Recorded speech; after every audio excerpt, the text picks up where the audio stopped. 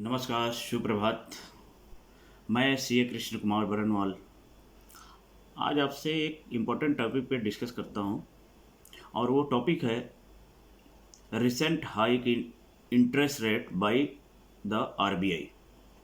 जैसा कि हमारे को पता है कि अभी लास्ट 2-3 दिन पहले जो मॉनेटरी पॉलिसी कमेटी है ऑफ आरबीआई उसने इंटरेस्ट रेट को हाइक किया है बाय 50 बेसिस पॉइंट। तो मैं ये डिस्कस करना चाहता हूँ कि ये रिसेंट जो हाइक हुआ है या इसके पहले भी लास्ट मंथ आरबीआई ने 40 बेसिस पॉइंट हाइक किया था। ये इसका रीज़न क्या है, ये हाइक क्यों किया जा रहा है और इसका आफ्टर इफेक्ट क्या होगा। आपने टर्मिनोलॉजी सुनी होगी, repo rate. RBI repo rate hike करता है। 2 बार से आरबीआई ने रेपो रेट हाइक किया है। तो पहले रेपो रेट के बारे में बात करते हैं।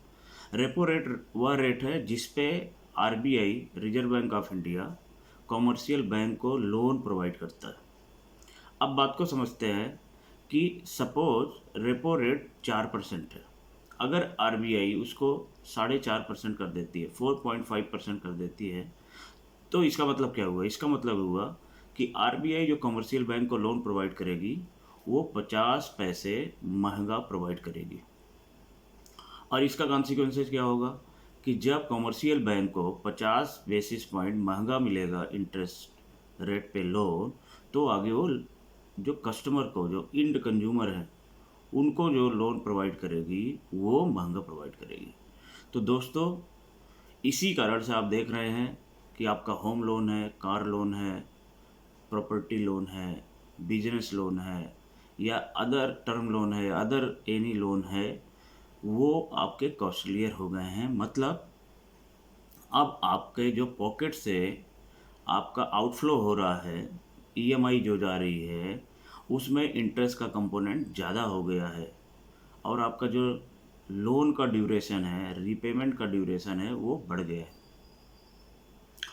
तो ये तो हो गया आफ्टर इफेक्ट कि अगर रेपो रेट या इंटरेस्ट रेट बढ़ाया जाता है तो उसका क्या इफेक्ट आता है। अब दोस्तों, हम ये इस पे बात करते हैं कि ये रेट क्यों बढ़ रहे हैं, आरबीआई क्यों बढ़ा रही है।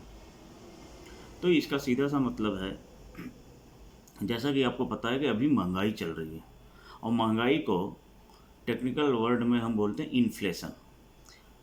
ये not in India, world wide inflation बढ़ रहा है। और इन्फ्लेशन से मतलब होता है कि फूड की प्राइसेज, क्रूड ऑयल की प्राइसेज, तेल, सब कुछ बढ़ रहा है।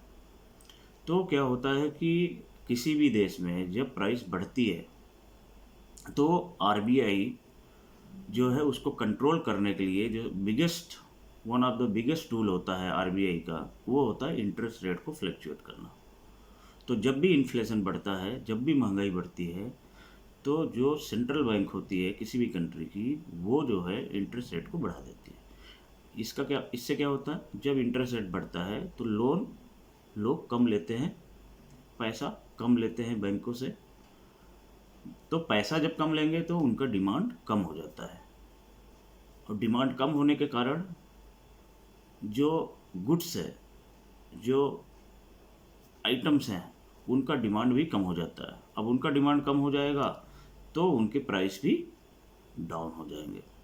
तो दोस्तों, इंटरेस्ट रेट बढ़ाने का सबसे जो बिगेस्ट पर्पज है रिसेंट हाइक का, वो यही है कि जो हमारे यहाँ इन्फ्लेशन बढ़ा हुआ है, तेल, खाने के आइटम, अदर चीज़ें, हर चीज़ का दाम बढ़ा हुआ है, उसको कंट्रोल करने के लिए आरबीआई रेट को बढ़ा रही है। दोस्तों, मुझे आशा है कि आपको ये वीडियो बहुत पसंद आया होगा।